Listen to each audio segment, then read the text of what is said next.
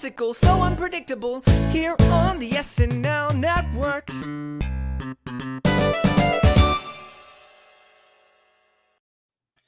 Yes, that is right. Hello, everybody, and welcome to another edition of the SNL Network's Monday Night Roundtable, here to wrap up our discussion of the Zoë Kravitz and Rosalia episode of Saturday Night Live. We had an awesome hot take show on Saturday. Make sure to go back and check that one out if you want our immediate thoughts right after the episode. But this is the show where we dive deep into the sketches. We talk about which ones we're going to be remembering for a very long time. We'll get through, Zoë Kravitz as a host and how she compared to other hosts this season. And it'll be a lot of fun to do that with a really great panel we have here on a Monday night. And of course, if you are joining us live, make sure to put your thoughts in the chat throughout the show. So we put together this panel. I'm assuming this show is going to be a lot of fun. It's going to be really, really wild. I would say we have like the King, the Queen, and the Joker with us. Is that a good comparison there? I'm not mad at that. Okay. All right. So let's start with the King that we have here. We have King Compliment himself, TJ Randolph. TJ, how are you? I'm black to be here, John. That's what I want you to know. I'm glad to be at home and not spending money on gas, sir. I got my preacher voice on. I'm a big fan of Sean and a big fan of Amanda whenever they come on the show. So when you posted the bookings and I saw there was an opening, I was like, I gotta be on that. And so I put myself out there in front of all of our fellow hosts and was like, I want to do this show. And I Shang-Chi'd my life. I didn't know you'd actually let me do this. It's your fault for whatever happens tonight. It's like pairing me with Andrew Dick. You don't know what's going to happen, but I'm very glad to be here. Yes, that is for sure. But TJ, that intro was okay, right? The King, Queen, and Joker. I didn't mess that up. What? Why are you? Well, don't ask me questions like that when you laugh. I'm always looking for your approval. Sean. All right, moving on. Let's bring in the Queen herself, Amanda Mitchell. Amanda, how are you? John Jacob Jingle Schneider Schmidt. How are you? My prince, my king, I've never been happier to be somewhere on a Monday evening. I could get a root canal tomorrow. I'd be like, well, I was here, so I'm okay. Yes. I'm black, and I'm here to be your nightmare, as always. Oh my God. I'm really looking forward to it, Amanda, as always. So what a wonderful start. Oh, man. It's hot. Sorry, hot. I'm going to be sitting down for 5 minutes. Sean, man. I missed you, buddy. How are you? Oh, man, I missed y'all. Yo, this is going to be exciting. The backstage, y'all missed it. This looked like a verbal Rodney King in reverse. Like we've been whooping John's ass and we ain't even started yet, man. I love it, man. I'm all here for that. John can take the hits, man. He got a good chin. Thank you, John. We're gonna be such a pleasure. I have never been in a fight in my life, and I'm really ready to battle y'all. Like, I'm so sorry. This is going to be the Jon Schneider roast hour. I don't know. Yes, let's go. He's such a sweet man. I don't know why I love it. It's the best ones aren't the best ones. That is not why we roast them. It's like, oh, this sweet one. Let's be mean to the nice one. Let's break him.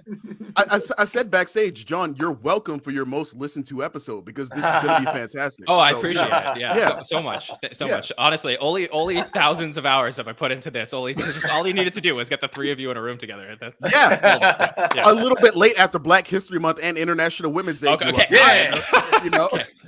Wait, let me get some logistics in order. Okay, first, Sean, it's been a long time since I've gotten to have you on the podcast. I'm so thrilled to have you on. What have you been up to? Not much. I mean, well, some stuff, man. I was just in Spokane. I'm touring with King Batch. If you guys are anywhere in those cities that we're coming to, come check it out. It's a lot of people want to take pictures, and I'm kind of getting in their way, telling jokes and shit. But and stuff. Sorry about the cuss. But anyway, yeah, man, been doing that. Tape something for Comedy Central. So yeah, follow me on Instagram. I'll let you know when that stuff comes out, man. Okay. All right. I'm looking forward to that. And so let's get into our discussion of Saturday Live. Maybe we'll turn our attention away from me and towards the episode that we saw on Saturday. And the way that we always get to do that on our shows is talk about the host. So let's talk about Zoë Kravitz hosting Saturday Night Live. And let's start with you, TJ. Tell me your thoughts when you saw that Zoë Kravitz was going to be booked for SNL. Well, Colin, I was cool to hear about it. I mean, Marvel's had like what 6 hosts this past season, and it's about time DC got something. I mean, they don't have a lot. So I mean, it's cool, but also like Zoe Kravitz she cameoed on one of my favorite SNL episodes, the Donald Glover episode, when she introduced him. So I thought this was a cool booking. I'm always happy when like there's a little melanin added to the show. But to be honest, I didn't really come in with high expectations, just thinking that like this was gonna be kind of like youthful and have some. I don't know. It wasn't one where I knew what to expect, so I was kind of glad for that, honestly. Okay, and overall, before we get into the sketches, do you feel like Zoe met your expectations? I didn't set expectations for her, honestly, because I wasn't as familiar with her. Besides, I hadn't seen her in anything, so I didn't want to like set that bar for her. Okay, cool. All right, Amanda, what about you? What were your thoughts on Zoe Kravitz being booked for the show, and do you have experience watching her and other things? I love her, unshockingly. I've loved her for a very long time. I've loved her since she was dating Penn Badgley. That's how long I have loved Zoe Kravitz. I've loved her since Zoe Kravitz and Penn Badgley were walking down the street doing a pap walk, and they asked Penn Badgley if he watched the Gossip Girl finale, and he said that about his own show. And he was with Zoe Kravitz. That's how long I've loved her. I think when I saw that she was announced, I was thrilled because I actually think she's one of those women who doesn't get credit for how funny she can be. I think if you guys didn't watch High Fidelity, you should watch High Fidelity. I live in the neighborhood where High Fidelity is set, so I'm biased. But truly, High Fidelity was one of my favorite shows of the last year, unjustly early cancellation, and she was great and had great comedic timing on that show. So when I saw this was happening, I was like, work it, girl. I expected everything from her. She was doing great, and I thought she was good. Yeah, I do agree. Sean, tell me about your expectations for Zoe Kravitz coming into the episode when you saw that she was going to be hosting SNL. Man, you know what? I didn't know much about her work. I mean, I know she's fine as hell. Her mom is Lisa Bonet, right? Yes, sir. Oh, okay, yeah. I knew that about her. And her daddy is Lenny Kravitz. Lenny Kravitz, yeah. So I knew, I've always been a fan of how she, good-looking woman. I've never seen any of her stuff, but I do. The monologue kind of set me up to think that she was just kind of gonna go with the wind, go with the flow type of host. But she went at it, man. I feel like she far exceeded whatever expectation I set from the monologue. I was like, oh, this is gonna be happening to her. That's what I thought. And then I was like, she getting with it, man. She getting down. She's digging into every sketch. I think she was in. I mean, you got the numbers, John, but I think she was in every damn live sketch, maybe. Oh, I don't know. Yeah, she was in a lot of stuff. She was in. I think some pre-tape. Like 9 sketches in the episode. I mean, that's a lot of work for Zoe. So man, she did her thing, I thought. Yeah, for sure. I definitely want to get into the episode and talk about the choice to have her host. Can I just say, like, props to SNL for booking her for sure. A little bit, something that they should be definitely doing more often. I mean, talking about having traditional female actresses hosting the show, this is kind of a discussion I'd love to get into with you, the panel, just to start off the show. Because, obviously Kim Kardashian, one of the biggest names in the world, totally understand why SNL would consider that. Billie Eilish, more of a musical, a musical host that they want to give double duty to. Ariana DeBose, if you're a Broadway fan, you know her, but she's probably the least big name on the entire list this entire season. And I'm like, oh, finally we get a traditional female actress hosting the show this season, which is something that happened a lot more like 10 or 20 years ago. And it seems like SNL's gone away from. And my question is, like, why is SNL having trouble booking these hosts? Because clearly, from what I saw from Zoe Kravitz this week, they are certainly capable of hosting SNL and doing a wonderful job at that. So, Amanda, can I go to you first on this? Like, what are your thoughts on SNL, booking more of these people to host the show? I mean, every time I look up a list of people who haven't hosted SNL, the women shock me more than the men. Like Tom 100%. Cruise makes sense. Brad Pitt didn't host and hasn't really technically hosted. He only hosted one of the COVID episodes, things like that. But like Meryl Streep's never hosted SNL. Laura Dern has never hosted SNL. Like there's a long, Rita Moreno is an EGOT and has never hosted SNL. Like these are the things that we shouldn't be shocked that these women aren't getting their flowers or getting noticed. It's just because, unfortunately, Lauren in the past 10 years has leaned deeply into stunt casting more than promoting active projects. So that's why I say, like, when we get Only Murders in the Building, we're going to get a Steve Martin Short, and maybe Selena Gomez will show up, but she won't host, even though I feel like it would be a prime opportunity because that girl has like 100 million Instagram followers to give her the primetime slot, elevate her, and have the old guys come in and do their thing. I just think it's one of those things that reminds me how deeply out of touch Lauren can be, especially when he invites people to do the show. And I just think it's not. I think it's more like it's more of an opportunity to be like, no, just look at think about who are getting invited. It's more stunt casting than ever before. Yeah, and I want to get Sean's thoughts. I want to get TJ's thoughts on this. I just think that I want to put the caveat on this discussion that I don't know if SNL is having trouble booking these people because maybe potentially they don't want to do it. I don't know if SNL is asking the biggest actresses in the world. You know, you're like there was a lot of talk earlier this season about Zendaya and like, you know, stuff like, you know, people like that who were like, seems like they would be shoo-ins to host the show. Zoë Kravitz, obviously a big name with a huge movie now, and she accepted. So the question is SNL not making the ask? Or do these people not feel comfortable hosting the show for one reason or another? So Sean, let me get your thoughts on this. You know, yeah, exactly. I was gonna so the lens, if my lens was where Amanda's is, like thinking that he's not sending these offers, I would totally agree. But I think comedy, man, I do comedy. Comedy's the bottom rung of entertainment, man. This shit is hard, man. And nobody, if you're already, you know, Meryl Streep or somebody like that, why the hell would I risk saying something stupid or, you know, like the hard work that goes, I got to show up on Monday and do all this reading, man. And, you know, so I get it if these amazing people at the top of their careers are like, hell no, I ain't doing that. It's too much work, too much risk.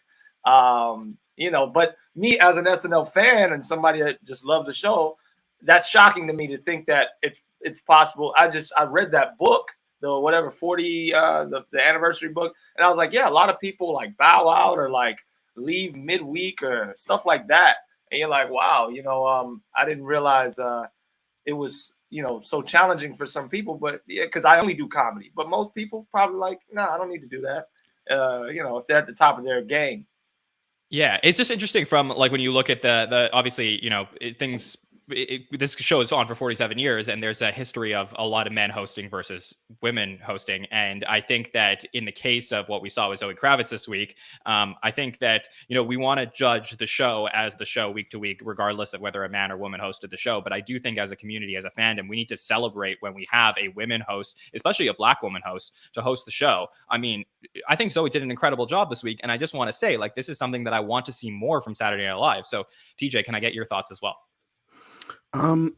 You know, I was trying to rack my brain to think about like seasons 45 and 46 to see like, did we have like, you know, traditional like actresses host the show? And we had a few, but you're completely right about this season. I mean, it's kind of mind blowing because I think of like other women who would like do really great at this, like Quinta Brunson, Zendaya, Anna Gasteyer might be a really great. Like, I was trying to think like, all right, like where are they? Because they're definitely out here working. Sandra Bullock has a movie out, a new one. Prime Opportunity. She's never hosted. Like that. Sandra, she's okay. I agree, but I'm just the miscongeniality fans out there be begging though. I'm gonna say I'm one of those. That's different. I see what you mean. That's a Black movie. Jesus Christ. Heck, like Allison. I mean, even like Allison Brie, Aubrey Plaza, Amy Poehler, and I'm just like thinking off the top of the dome, like women who are doing dope stuff out here in these streets, and it is just kind of a little surprise. Janelle James, like get her. I don't know. I wish I could give a reason, but it is kind of blowing my mind because like I watch I want to curse so bad because of the show. You know, I watch a frittata enough of television to see like women doing dope stuff. It is just a little odd to me that I don't see the show because I'm like, for instance, my top pick right now are like Anna and Quinta. Like to like host, they have like well, Anna may not have like a hit, but like Quinta is like huge right now. That'd be a great pick, but you don't see that recognition happening through SNL. I mean, I don't know. It's just odd, especially since like the female cast has been killing it for the past 10 years. I just think it's a little odd, honestly. Yeah, it is weird in a era now where the women in the cast are so strong and continuously having moments week after week that we'd have to have this discussion nowadays. But Sean, I know you want to jump in. No, I wonder if there's a way, like, I don't know if it's illegal or something, but like in boxing, if I want to fight somebody, I can put out the fact that I sent you the contract and you didn't respond. You know what I mean? Like, I can put that information out there like, yo, I'm trying to get this fight. I'm trying to, you know, so if SNL could do that, like, yo, we made such and such an offer. They declined just so that you could be like, get off my back, homeboy. So I'm trying to get blackmail. Yeah. Well, no. I mean, just to prove that, hey, look, we tried to get Quinta, but she said hell no. Or we tried to get this person, they said hell no. You know what I mean? And that way that they could get me off their back. Just so I could be like, look, they tried. I don't know. Maybe that's. Am I trying to help white people too much? Is that? Are you trying to? You are trying to dox? You are a snitch. Do you think the SNL Network fans, if they had access to this information, they would have said death threats? You're right. Death threats to Kristen Bell's house, being like, you're too busy doing what? Helping your husband? Like, I'm so sorry. Get on a plane. Leave your kids. Right. Get to the show now. Yeah. 18B. It is. I don't think it's necessarily. I don't think it's a great. We live in an era where we get the earliest crumb of information. I mean, this show is built off of that, on that foundation, and to some extent, it's really fun when you're a fan and you really care. But to some of the extent of more maybe Twitter negativeness, it could have a bad effect. I kind of just think nowadays we'll have an article on Deadline or Hollywood Reporter come out that say Rachel Bloom, oh my god, she should host too, but Rachel Bloom is in the works on a television show with so and so, and it's cool, but why are you telling me that I have to wait for that show for a year and a half? We're given this information so early, so to me, honestly, information about contracts and negotiations I think is a little risky because it might create hype, but maybe not in the best wave of it's fun from a fan perspective, but maybe not in the sense of taking it too seriously. To me, that it risks getting a little too much of people's business. I like seeing when a musical guest or a host got booked, when Brandi Carlile, she did the video of her getting the booking. That's fun. That was awesome. It's real and it's there. But if we know too much about the contract negotiations, we're going to begin to focus too much on why isn't Silk Sonic on the show yet? Why wasn't The Weeknd on? Or that's fun fan discussion when it's fiction to me, but I do worry that's getting a little too much in people's business. Well, the thing was, it was really cool last week when Oscar Isaac during his monologue was hey, they asked me to host the show in 2015 and I couldn't do it at the time. And that was cool information for us to know. Okay, SNL made the effort at the time when a lot of people were clamoring for him to come host from Star Wars at the time. So it's okay, this is interesting information. I would be curious to know who was asked for the show. I don't know that we'll ever get that information, but that would be great. And I also want to say look, this is a tough discussion to have when you actually want to reward SNL for doing the right thing and having this person host the show this week. But the reason I wanted to bring it up in the roundtable tonight was because we obviously don't have our last 6 hosts of the season, and there's still time in the season for us to continue to get moments like this. And I felt this week was the most polarizing episode of SNL we have had the entire season. I could not tell you how many people told me this was my favorite episode of the season and how many people told me this was my least favorite episode of the season. I think in the entire time of podcasting, I've never had anything like this. And I thought it was just so fascinating to talk about when you have somebody, when SNL makes a decision to go with a host that they don't traditionally pick, that it ends up being an episode that is so extremely polarizing. I thought that was just a fascinating thing to think about and maybe talk through with the three of you throughout the night. So if anybody wants to comment on that before we dive deeper into the episode, I'd love that. Let me tell you something, John. This was neither for me. I'm not gonna fit myself into the mold of either of the two choices. I'm gonna add a third. Now, no, of course, respect absolutely to Zoe, but to me, this was definitely this wasn't an episode I definitely really I clung to it very much. It was definitely near that lower for TJ. For TJ, it definitely rang lower, closer to Owen Wilson and Jonathan Majors. No disrespect to my brother, but that episode just wasn't, fire for me, at least. So I didn't hate this one. I had a couple of stuff, but I'm not gonna lie, I don't know, maybe it's also because I watch SNL now with commercials and commercials make me angry. But because I was watching with Hulu without commercials and I can see the full comedy. I don't miss the beats. I'm going fully with the energy. I don't have to start and stop. Whereas now when I'm watching things live, it does, I'm not as engaged. I don't know. Maybe that's a me thing. But I didn't have as much fun. Yeah, no, I know, but I definitely wasn't having as much fun when I did watch it live versus when I watched it with no commercials. It was the same energy response for me. Yeah, and can I just say, I felt like this episode was closer to the upper half of what I've seen from this season. So that's interesting that even on the panel we feel that way. Let me before we get started, Amanda, closer to the upper half or bottom half of the season for you? I think, I mean, You want Sean to go first? No, I have a good answer, I think. Yeah. Well, let me go first then, because I think you're going to be better than mine, because I haven't seen that many episodes. Yeah, I don't want to have to follow your good ass answer. I'm sorry, because it's about to be insightful, and I'm talking off straight passion. I'm talking off, so I need Amanda to close this out. But I haven't seen. I'll be honest, I haven't seen that many episodes this season, man. Doing the road and stuff, but this to me is, I loved it, man. I feel like of what I've seen, it's definitely at the top, man. But I've very little education in this stuff, except for what I like, man. I thought the writing was there, and a lot of the sketches, I thought there was good game going on, and that's what I like. I like to see crisp writing, you know what I mean? And and so the sketch I want to talk about, I'm really going to zone in on that. In fact, it might be the best sketch I've seen Keenan in. I'll say that. And he's been in what, 5,000 or something? You said the other day, 1,500. 1,500. Well, I don't know. I don't understand numbers. Now, how could he be in 5,000? That's a lot. But anyway, take it home, Amanda. I don't know what I'm talking about. All right, Amanda, get in here. I will take the baton gracefully.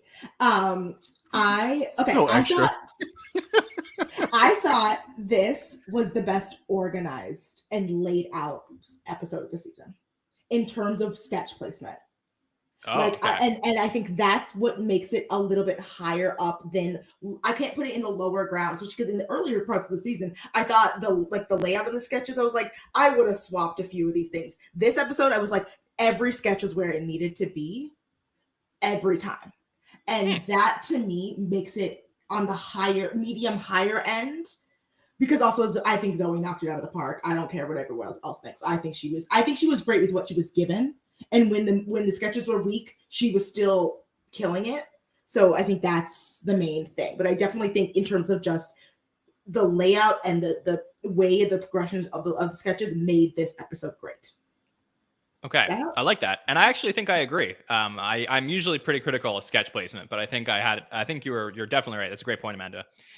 Okay, let's get started on our cold open that we saw this week. As we always do on our roundtables, we break down what SNL does first on the show when the viewers get to see it. And this week was the White House TikTok meeting. So obviously, what's happening overseas with Russia and Ukraine is top of mind for everybody.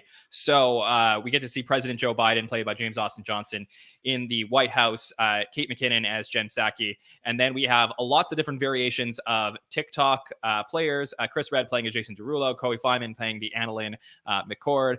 And then, a lot of fun stuff between Chris Redd, Bowen Yang, Andrew Dismukes, A.D. Bryan, Keenan Thompson, and Melissa Villasenor. TJ, you want to start with me on this? Tell me, what were your thoughts on SNL choosing to go in this direction for the cold open this week? I don't want to breathe into the mic because I don't want to do that to the listener, but I don't like the phrase "not funny." I'm not a big fan of that phrase by itself. Because every funny is subjective. So I say that stuff may not play for TJ, and this didn't play for me. I thought it was going to, because there was only two things that I really dug in this, and it was when JJ called Biden the landline of presidents. I thought that was a pretty good line. And when Bowen came out just as Mr. I want to make sure I'm pronouncing his name correctly, Mr. Yakuza.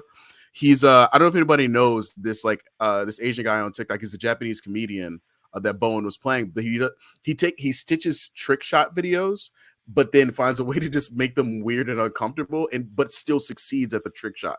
So I thought there was no way they were referencing him, but it turns out they totally were. So for me, that was TJ, fun. I was very close to coming onto the roundtable tonight with a plunger on my nipple, but I just knew I couldn't do it. Yeah. John, don't threaten me with a good time, John. Nah, but on the real though, as somebody who watches a ton of TikTok, at first I was upset because I thought this was fake. I thought are they really this is just a terrible premise. But then was reading something from the Washington Post. Apparently this is real, but it was done with smaller TikTokers who the whole purpose was they wanted to help people not spread misinformation on TikTok, because apparently Biden met with real TikTokers. Yeah, I don't know if it was Biden, but there was the woman. I didn't know the woman Kate was playing was a person that was that person was on a call with a couple other White House people, and they were on a Zoom with TikTokers, but they weren't giant. It wasn't D'Amelio or, by the way, where was my boy Kobby Lame? Come on now, he is the true king of TikTok. But it wasn't big TikTokers. It was much smaller ones that were like news related TikToks. Because like wait, so you're TJ, you're telling me that Charles F. D'Amelio was not on the call? No, he was not. No, Okay. but so when I learned that it was real, I was okay with where this sketch came from idea wise, but I did not have any fun with it. Like I was if I hear if I hear the phrase Muñeño one more time, I'm gonna lose my mind. I didn't pull that John, one. I swear to God. He got it. He got that. Yeah, but no, I cringed. I did not have a lot of fun with it. But I was kind of more interested by like learning about what it really was from rather than like the actual sketch itself. Yeah, that's really interesting. I actually did not know this was a real thing. I totally thought that SNL made this up, in which case I actually find that takes away from what I saw, because I felt that they had an interesting concept here, especially at the part where Biden turns to admit that he's watched a lot of these TikToks. So now I'm like, oh, wait, it wasn't as clever as I thought it was here. But Amanda, let me get your thoughts on the cold open. Too long. I don't like it when right. the cold opening goes longer than 5 minutes. I don't like it.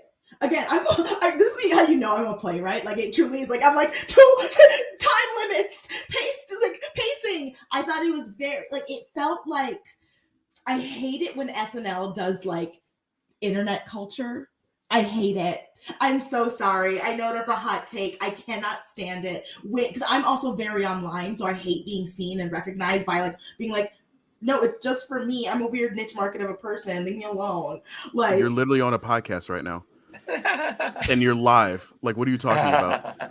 And what about Don't look at me like that. What about it, Thomas John from My Girl? Don't get stung in the face by bees, okay? Wait, TJ, does your name stand for something? Oh, yes, it does stand for. Yes, it does. It does. What does it stand for? That's a secret. Oh, wow. All right. Well, we'll have to explore this one day. Just Timberlake Justin. Let's talk about it. Anyway,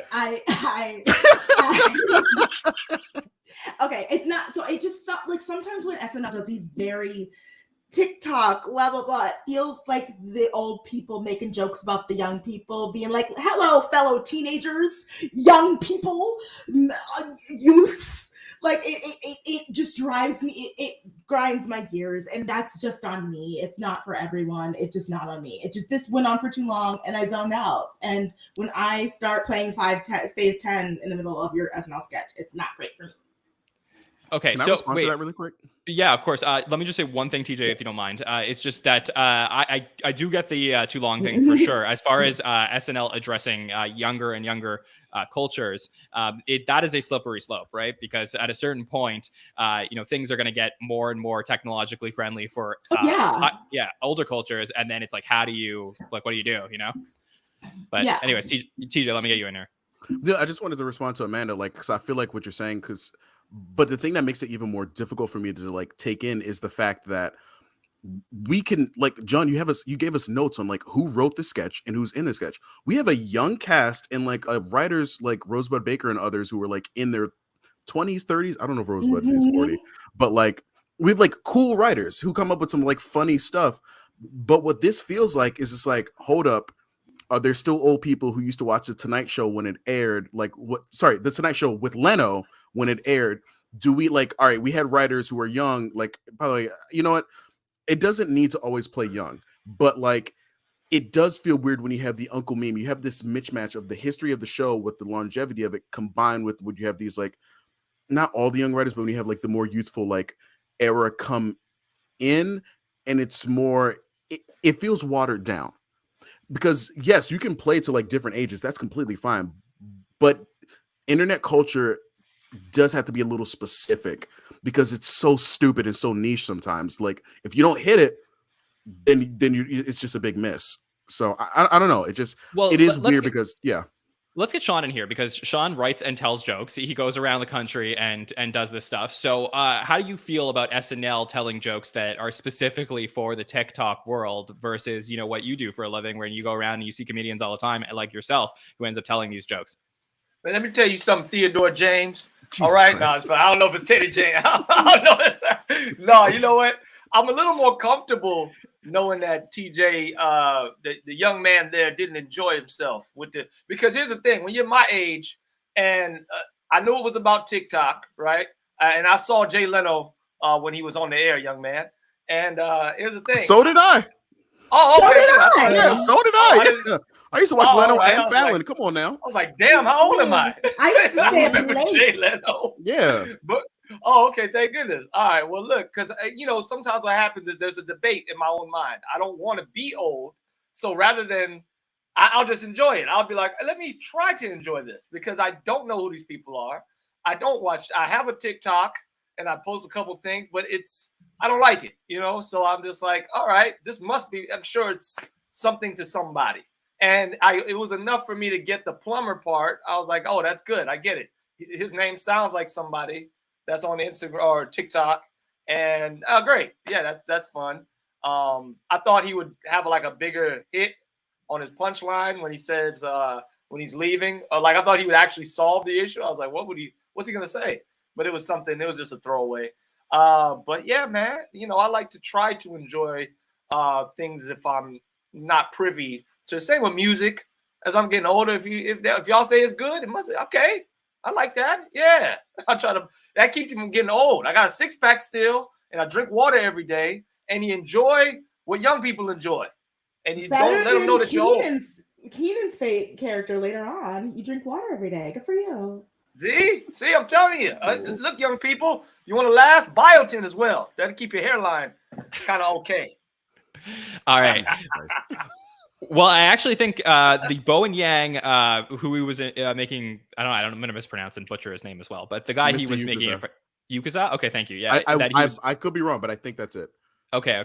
The guy who was making an impression of Mr. Yukaza, I think he was a semi-finalist on Britain's Got Talent as well. So I think this is a guy who's like actually, as Bowen said in the sketch, older than a lot of the typical TikTok people. So it was interesting to look at this. I mean, look, there's not a lot there. I think there was a point where the sketch turned for me a little bit, and I enjoyed this more than some of the other ones. But I will disagree with the premise at whole that SNL can't tackle things like TikTok and whatever the next big social media thing is to come. I think that when if SNL was always going to limit itself from doing stuff like this, I think you never would have gotten the Lonely Island when YouTube started to become a thing. So I think you have to be very, very careful when you say that SNL can't, start to find a way to do this. Now, saying that, there's probably a better way to do it. I can say this. Here's what I'll say. Yeah. It's the fact that Colin Jost wrote this. Colin Jost is not on social media, so he doesn't get the joke. Colin Jost is on social media. Barely. He has an Instagram. But he doesn't run it. He's not, that man is not on TikTok. He's not in the streets. Like, he's not a youth. He's not a man of the people. His whole brand is not being a man of the people. Is being a smug Harvard, like, looking down from his throne. Nigweed. I will not let you slander Daddy Jost like that. I'll have you. Don't follow me on Twitter, sweetie, because that is my entire brand. Yeah. I literally said, because his wife and Gwen Stefani launched beauty brands, and that's my industry, in the same week, and I literally said, 2 women married to human use condoms. So proud of that. Wow, that's bold. That is a bold. Oh yeah, I'm a great friend to have. Better enemy. You can say her name, Scarlett Johansson. I don't say her name. Oh my god. I love. All right, let's get into the show. I don't know if there's much. She was a hater. She is a hater. She's straight up a hater. Have you seen that? John, you gotta save me. Yeah. That is my middle name. Hater. All right, TJ, Amanda, let's get into the show. My last name, duh. I'm staying safe. I don't know whose side to take, man. I don't know who. Let me see who starts winning, and then I stomp the other person. We're just having a good time. We're all winning. John is winning. John is winning because we're not talking about him. John has successfully pivoted the whole conversation against him, away from him. And honestly, we should stay a united front against our common enemy. Should we take John wearing black on this episode as appropriation, given that it's mostly a black host? Should we? 1000%. I was trying to wear green for white people stuff, man. I thought you were trying to wear green so you can match your green screen background. Is green the white people color? Is that a thing? Well, for St. Patrick's Day. No. The white people color is beige. Month That's a crew eggshell. Okay. All right. All Noted. Sherman Williams numbers, Yes. As Andrew Dismukes said. I'm learning. Yes, I'm learning. Why did you choose to pull that one? He knew he was gonna play it at some point. He knew it felt appropriate for tonight. Yeah. He said, "I'm gonna be in a group with all black people. I'm keeping that one in the arsenal, in the back pocket." All right. Let's get into the show. So obviously we had Zoe hosting Saturday Night Live, and it was going to be a lot of fun to talk about some of these sketches, and then let's get into the sketches we want to talk about from the episode. So TJ, I will start with you. Which sketch will we talk about? The blackest sketch of the episode, Amazon Go, sir. I almost said Pokemon Go for a second. I'm not gonna lie, because I was looking at my notes and Go is capitalized like Pokemon. Yes, but this sketch had all the energy. This sketch had everything. No, this sketch had all the energy of there's an Alexa sketch from a few years ago where it's about like Alexa for old people. And basically, like, all the old people are like skeptical about what Alexa says, and they all say like, I don't know about that. It had that exact same energy in this sketch where, like, I don't know about like Amanda and Sean. I know you guys can speak to this, but I feel like there is a healthy amount of black skepticism. Like I have a healthy amount of blacks. Like in black skepticism, sometimes is completely irrational. Like I remember when I heard about like the stimmies, my white roommate, like God bless him, but like he told me like, oh yeah, so like this is gonna be happening, and like it was definitely gonna be happening. But like all I can say to myself is, that sounds too good to be true. Like I don't know about that. So like anytime something seems too good to be true, there is this like thing in the black person that pops up. It's like, I don't know. Are you sure? Like you gotta like look it up and like double check. So like all this energy that like Ego and Punky and Chris and Keenan like had in the sketch that like James and Chloe and Heidi, the whitest cast members, didn't have to. Like just it spoke to that. Matter of fact, there's an old Patrice O'Neal bit about like he wants to get a receipt everywhere he goes, because like he's just always worried something's gonna happen. He's like, hey man, I just got bought a piece of gum. Can I get a receipt for that, please? So it just reminded me of like that healthy amount of black skepticism which is very silly, and we can acknowledge that sometimes, not all the time. Sometimes it's helpful, but like it definitely, like whenever something plays on that kind of humor, it cracks me up. It killed me. Yeah. Sean, let me get your thoughts on what we saw from Amazon Go. Yeah, man. I really I agree with TJ, because till this day, when I grew up in Miami, you couldn't wear a book bag into like a store. Like you had to take it off. I don't know if it's just black people, but till this day, if I have like a bag on or if I'm like getting candy, I hold it up the whole time at 7-Eleven. Like I hold it in the air so they can see it. It's just because I'm just used to being profiled that way or whatever. You know what I mean? Because so it's like, oh, this is a fun sketch to play on that. A little one note, you know what I mean? Because it was pretty much the same, that idea, but hey man, I'm with that, as far as the reality of it, the truth of it. I think that I love the tip at the end too. Like that was dope. That was a dope touch. I guess that was a great way to button it, but it was a little, little one note, but what else are you going to do with that? As far as it is what it is. There's this Amazon Go, and that's how they're doing it. I've heard of that before, but yeah, that skepticism is real, and they played on it well, and it was fun. Sean, was there a particular member of the cast that was in this sketch that stood out to you, like in a good way? You know what? I mean, it's because I know her personally. I just know Punky from being out here in LA doing Comedy Store and stuff. I just like seeing her, man. I don't know. Like so yeah, she's always fun to just to see her, man. Like, cause she used to bartend at the store before she became a paid regular, and she just, hey baby, she stayed with that New Orleans stuff, and I just love her attitude, man. I want her to win, so I just like seeing her. She looked old as shit. Like that was good makeup. I was like, damn, that's good. She was old. She looked old, but she's not that old looking. But yeah, man, I love looking at Punky. Yeah, that was really good. Amanda, get in on this. Let's get your thoughts on Amazon Go. Hey, I'm so glad TJ, my boyfriend over there, referenced one of my favorite sketches in recent memory is that Amazon for Alexa, or Alexa for old people, because that is my mother. To the point where I no longer am Amanda at my own house. because she has her. So, and I won't say her name because she lives next to me over here. But like, if I say her name, she'll talk to me. But like, now I go by that name, and I'm like, we should not be interchangeable. I'm not going to go turn on MSNBC for you. Weird. But I genuinely loved this sketch, because that just, the delivery of "I'm learning" was perfect. Like Chris Redd being like, "I'm gonna put this sandwich back, like send me into orbit." I was so happy to see Punky again. I think I'm worried about her getting most of Via Senior and like getting just never getting her real flowers in the show.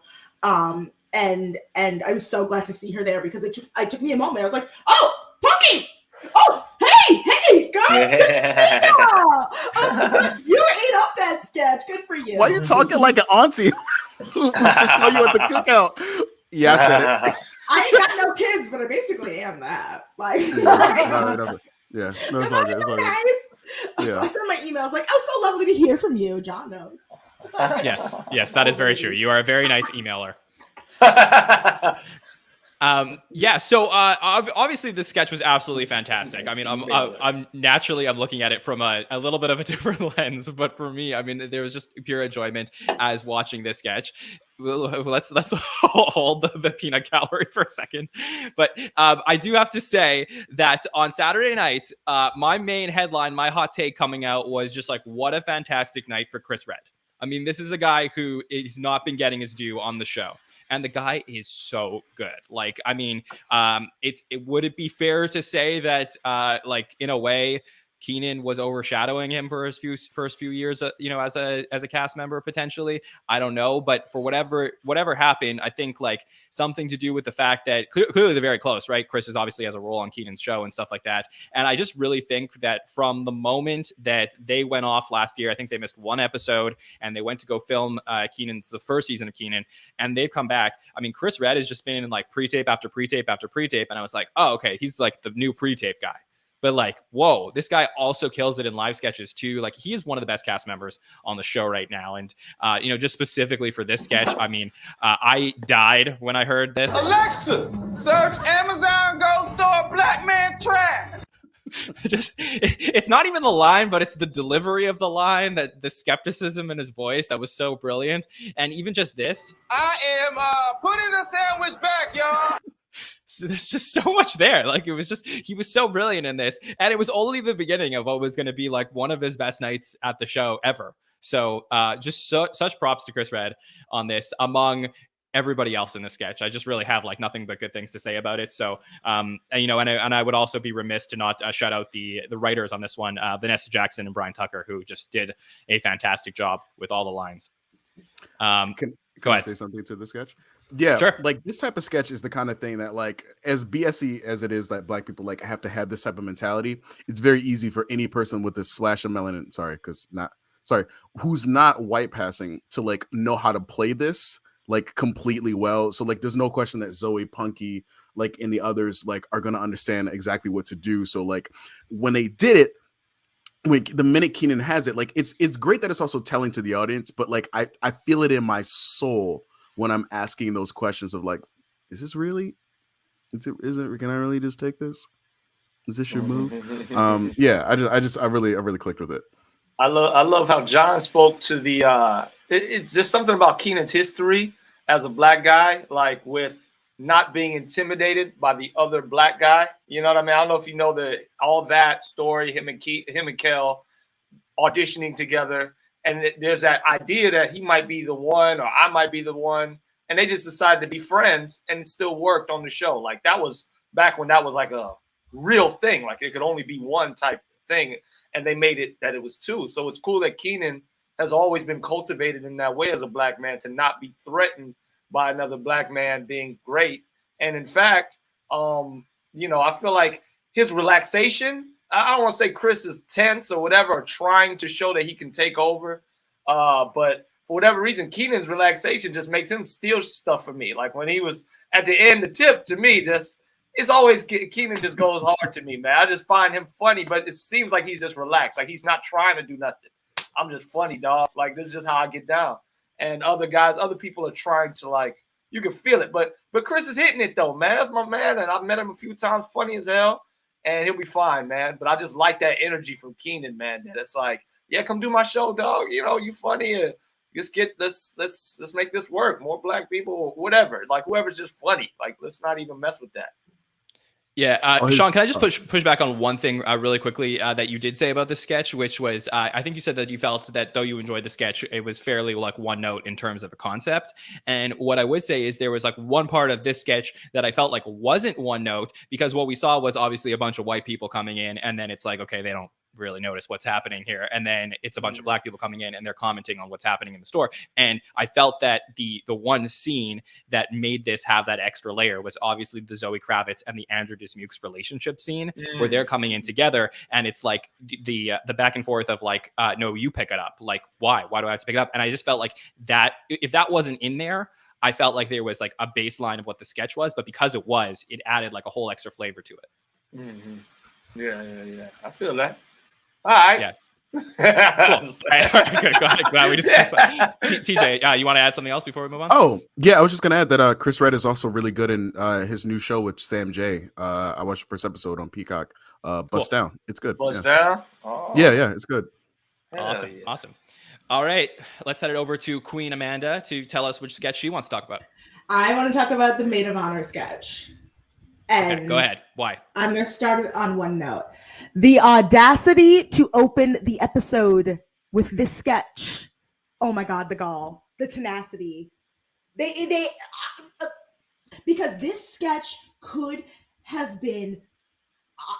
When they first said it, I was like, don't do it, don't do the passive aggressive bride, like maid of honor thing, don't do it. And then they didn't. They did the overly supportive maid of honor thing, where the maid of honor is revealing, oh no, she's secretly a bad person, but we love her anyway. Like that's like when you talk about me being an auntie, that's what I'm gonna do. Like this is how I'm gonna be as a maid of honor. I thought this was one of the best performed sketches. I thought the line. When Mikey Day came in and said, I'm still chewing because I didn't expect the speech to be so short. That was when I was like, oh, I'm in. I love this premise. Zoë Kravitz delivering every bit of those lines. Cecily Strong. I'm going to make a RuPaul's Drag Race reference, but there's this amazing moment in RuPaul's Drag Race where Alyssa Edwards and Alaska are basically doing a performance, and Alyssa would just say a line and Alaska would react. And the reaction Alaska was giving made what Alyssa said even funnier, which is what was happening here. And that to me is that's so hard to write in terms of comedy writing, is writing a reaction that's almost funnier than the punchline. And the line about like Zoë Kravitz being married to her math student, every bit of this was so good. Was so feminine also. Like it was the audacity to be girly on a show that's oftentimes very, very masculine. And this was, when I saw who wrote this sketch, I was like, there is not a single woman who wrote this sketch. This feels like a female sketch. And that's what I loved about it. I genuinely think this is one of the best sketches the show has done in a very long time. Yeah, I love this. And Amanda, you mentioned this line. You're not a monster. You're just his math teacher. Also, I was listening to that sound clip earlier today, and it sounded a lot like Cecily. And I felt like there was some elements of Cecily as a performer on Saturday Night Live that I saw in, and obviously, Cecily's been one of the best, cast members that the show has seen. So, I mean, to see Zoë Kravitz, in my mind, be compared a little bit to Cecily as a cast member, at least in terms of delivery of some of those lines, was so Cecily good. Said that. Cecily did say that. Yeah, that was Cecily's line. Oh, I'm so sorry. Okay, so then I got my words. It sounded like Cecily because it was Cecily, John. Yes. Okay. Excuse me. John just had a whole spiritual journey. Cross off. Regardless, still felt like Zoë Kravitz did a fantastic job in this sketch. So yes, I was like, okay. I sorry, I got that sent to me thinking it was Zoe, but excuse me about that. Sean, let me get your take on the Maid of Honor sketch. Yeah, I thought that was a great sketch to kick off with, especially because I think it was the one where Zoe did the most heavy lifting of the sketches. And the other ones, she was just kind of, like straight person, like just kind of passing the ball type thing. But yeah, here she was doing like, was hitting all the funny stuff, and her character was fun. And it just, I thought it was a great sketch, and I was with it, man. I thought it was funny. I don't know. Yeah, What do you want from me, John? You know when people run out of stuff to say, they get mad. What you want from me? Shit, I thought it was good. Well, I want to say something interesting, but that's all I got. Damn. Right. Asking so much of him, John. Stop. Yeah, John, cut it out. John. Hey guys, you remember when Colin Jost said this? No. All right. Okay. So yeah, no problem. Let's go. I mean, I agree. It was good. So TJ, do you have anything that you would like to say about the Maid of Honor sketch? No, I'm fucking with you. I mean, sorry, I'm messing with you. No, I'm sorry. I'm so sorry, John. Gosh, I'm Jenny Slate over here. No, I love Jenny Slate. Come on now, she's Mona Lisa. You did also swear in your first podcast with us, so that was your. Did I? I did too. It's fine. I'm not upset that I did. I forget. It's really hard not to curse when podcasting. I love cursing. All right, no, but on a real though, like as a focus note, so like I really enjoyed the sketch too.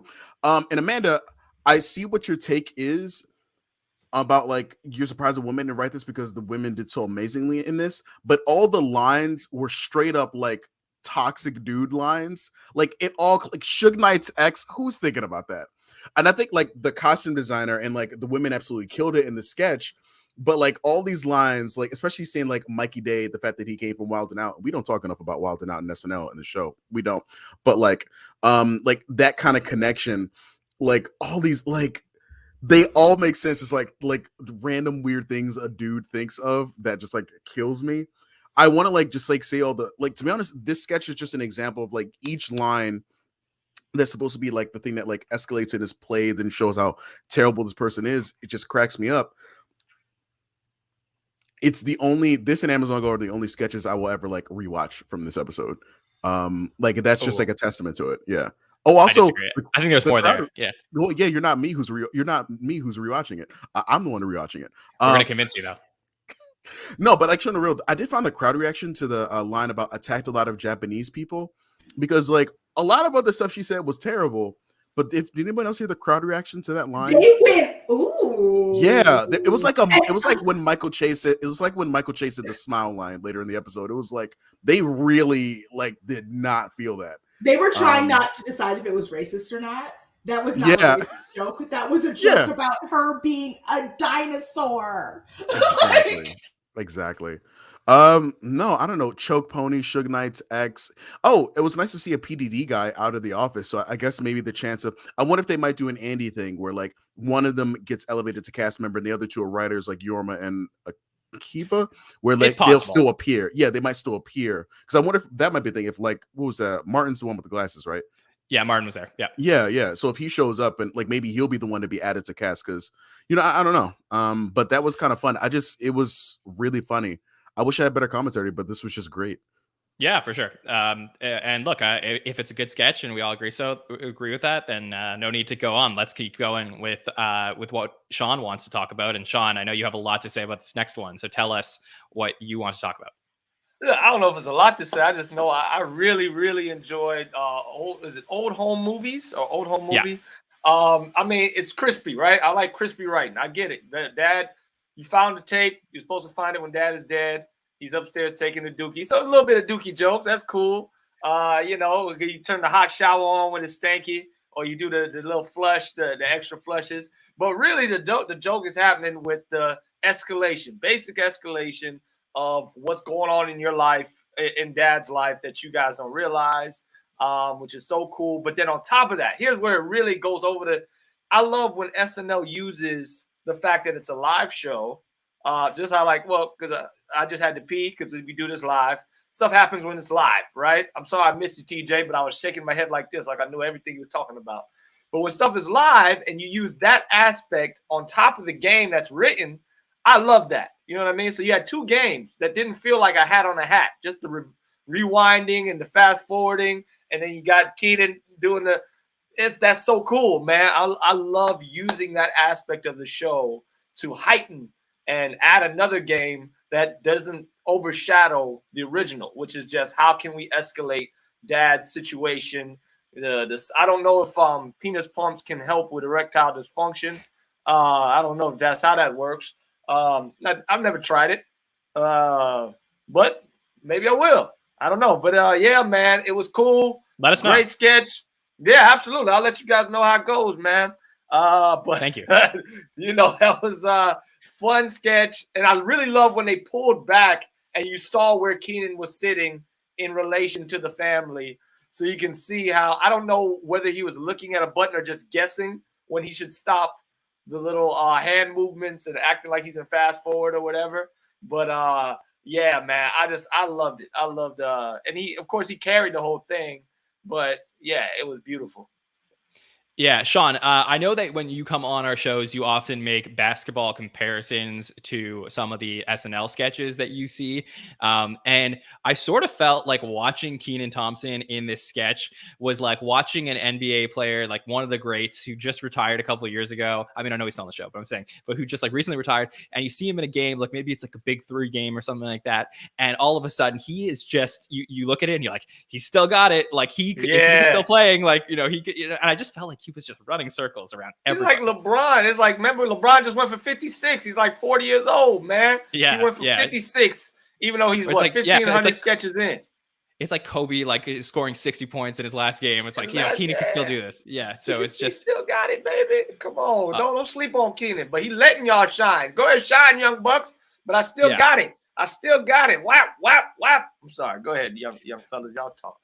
No, but this is great because I actually think that is a perfect segue into more of this discussion, because I do sort of feel like Keenan is so good on Saturday Night Live, and he is just such a nice person and just wants everybody else to succeed around him, that he doesn't show off like this very often. Mm-hmm. So it's like when we do get this sometimes, it actually is kind of magical. So Amanda, do you want to give me your thoughts on this sketch, the old home movies? Hey, I mean, you can't give me these 3. This is the trifecta of SNL cast members for me. Like, this is what I want. I only want these 3 on my TV at all times. I thought you meant these 3 panelists on with you. I mean, this very much this. I mean, we are very much giving that, like if I could be Egon Rodom, I'll take it, I'm not going to complain. But also, you guys lost me with all that sports talk. So like, sorry. I had to, same. I had to like fully bring I felt my body leave, and I had to bring it back into the room. So I'm real, Hey, you did some RuPaul stuff that took me out. So we're even. That took me out too. I can't be with you. I was with you on the sports, but I can't. That's anti-black and homophobic. Anti-black and homophobic. Whoa! I gotta go. Anti-black and homophobic. Oh my god, am I canceled? Oh my god, I gotta tell my other co-hosts. Oh damn! For the listeners, the girl is talking. The girl heard us. She stopped talking. For the listeners, John cut off his video. Ooh, okay. Yes, that was anti-black and homophobic. I call it as it is. Don't. I just say the things. All right. We're also black. Like we're also black. So is RuPaul. I didn't say anything against RuPaul. He hosted the show. I'm aware. And also anti-woman. Honestly, anti-woman, anti-black. I like RuPaul. I don't have a problem with RuPaul. Okay, all right. Let's talk about old home movies. This is the energy of someone holding up the cross fingers when they just don't want to, when they don't like something. I'm like, no. Anyway, I'm so sorry to the listeners. I completely lost my train of thought. Like, I'm completely lost. I'm so old home sorry. movies. What did you think of? Thank you. Yes, first of all, I love Kenan Thompson. I love him. I feel like I've loved Kenan Thompson more than half of my life. Like I love this man, and watching him at his element, just reminding, like every few episodes, I feel like this season we just got a moment where he reminded us, like, I'm still that girl, been that girl. Like, watch me play, watch me work. Like, this was like, and you could tell the best part was the joy on his face, the happiness. He knew what he was doing, and he knew he was doing it well, which is like, it's so hard to do that at that kind of dynamic and do it with charm, and somehow he does it every time. I thought, this is something my dad would do, 100%. He would record a video like this that we weren't supposed to find, and then have all these horrible secrets in it, because this basically. But wait, Amanda, would your dad ever say this? I would never cheat on your mother. Wrong. Yo. Never cheat on Not to my. Would he admit it? No. Not to my face. I can't say he, and also it would, if he did say it, it wouldn't be true. I'll put it that way.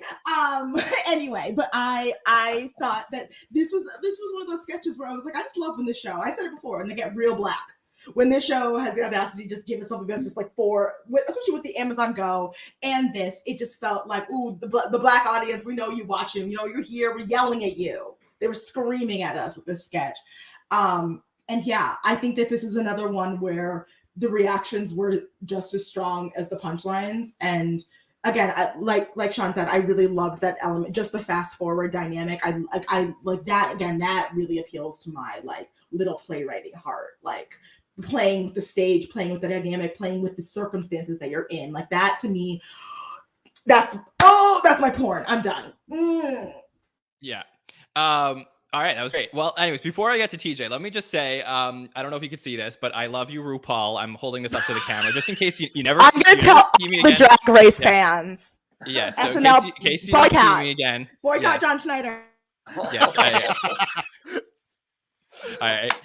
Yeah. Anyways, the RuPaul's Drag Race show that we are going to be covering on the SNL Network starting next month will begin with hosting officials. So. Well, the SNL Network's bonus coverage is getting really diverse. It's getting really out there. Really branching out. Yeah. All right. TJ, let me get your thoughts on old home movies. Amanda, you are a trip. Like, goodness gracious. Okay. Am I a vacation? Jesus Christ. I forgot what I'm supposed to even call it. I was just listening. The fact that they put a penis pump on network television and then put googly eyes on it blew my mind. Network TV. You cannot tell me that I expected that's what I would see when I tuned into a network show. That's amazing. Like, that's like, oh gosh. Can I pile on that really quick? Actually, I agree. I felt that same way also with this, but also with the game show sketch. I was like, they're making all of these, they're using these words. They must have had to clear this, the conversations they had to have about what words they could have used. Why? Wait, like, what was wrong with mom hole? Please do not remind me of that sketch. Please do not. God. No, but like this, you know, it's crazy. Like Amanda, like you were kind of saying, like I watched all that in the 90s when I was like 5 or 6. Like I watched all that. I watched Kenan. I've seen Kenan. I watched the Fat Albert movie. Like in theaters when I was like 10 or 11. Like I've seen Kenan is one of the few black men I've grown up like, and he's kind of fit the mold of my entire life, age-wise. Like he is incredible, and I could like speak about him endlessly. And so seeing him in this, it was like, it's like when you see someone like just act comfortably, but they're not necessarily phoning it in. Like Kenan knew what he was doing. He's been doing this for 19 years. It was incredible. The thing was, though, other than like knowing Kenan's in his game and like he doesn't really have to try if he doesn't want to, this sketch didn't really like play for me super well. Like I was so shocked by like the googly eyes thing. And like, yeah, they were definitely, it's Kenan. So like, I'm going to laugh at some things, but like, I don't think I had as much fun with the premise, but the sketch didn't like nosedive. Like I enjoyed like the fast forwarding and the bits, but like this episode, like this sketch and like most of this episode were largely like, I'm almost never going to think about this episode again. And it just kind of fit within that mode of like, I had a good time and that's it.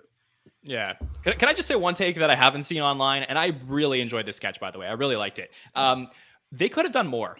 Like, that's my only thing. Is like they put a penis pump on air, John. So like a white guy to ask more of a black person. Okay, wait.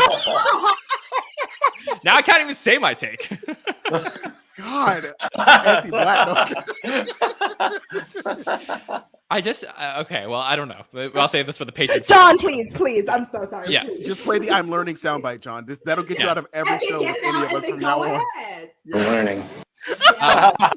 So I think that they could have done like what happens if they had Kenan rewind.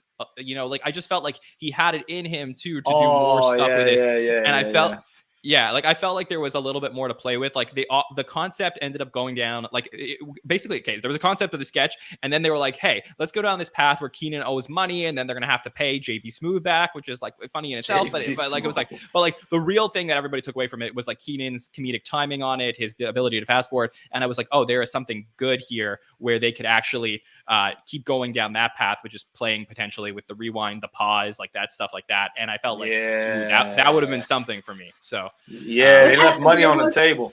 There was a part of me that fully expected, like in the fast forward, we were gonna see JB Smooth come in the background. Literally, I wanted to just like, I was like, don't even give him a line, just bring him in and let him go. Like, a lot of JB Smooth talk in this sketch. I'm okay with it. I love JB, but like, just surprised the heck out of me. Yeah. Okay. So the sketch, I mean, obviously the three that you guys chose were like definitely my three favorites. I mean, if I had to talk about one other one, and this was one I think I ended up liking more than most people, but I do want to talk about The Princess and the Frog a little bit because for me, when SNL does Disney, I don't genuinely and generally, I don't really care for it. But I really felt like the concept in itself worked. I guess because the prince had to turn into a frog, it had to be some type of Disney thing a la Beauty and the Beast. But I really felt like the concept itself of Chris Redd as the frog who doesn't have a penis and then didn't have a penis before that, I felt like was a really fun concept because it was how Zoe as an actress will be playing on the fact that she doesn't really want to kiss him, but she doesn't want to also be rude and say it directly. And I think that that's where you saw the brilliance of somebody like Zoë Kravitz who could play this role so well, in that this isn't, this is something that you could have typically, I made a mistake before when I was talking about Cecily versus Zoe, but I really felt like you could have put an SNL cast member in this role and they like, this Zoe did just as well as any SNL cast member could have done in terms of her facial reactions, her movements, the body language you were seeing in the sketch. So that's why I particularly enjoyed this one more than most. TJ, I know you had some thoughts on this one as well. Well, actually, no. It was more this.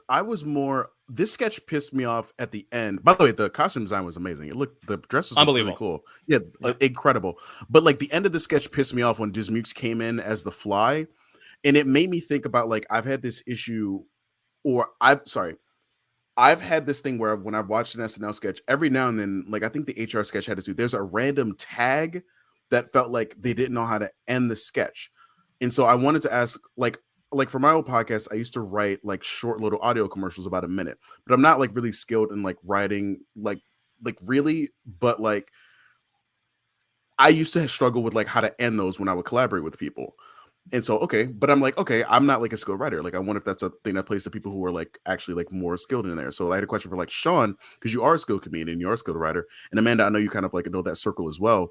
Do you guys find that there is sometimes a tough time, like, maybe not creating a premise or creating a punchline, but a tough time creating an end when you're kind of like building a story or building a sketch? Because seeing that ending, it completely disrupted me. Like, I was like, what is this?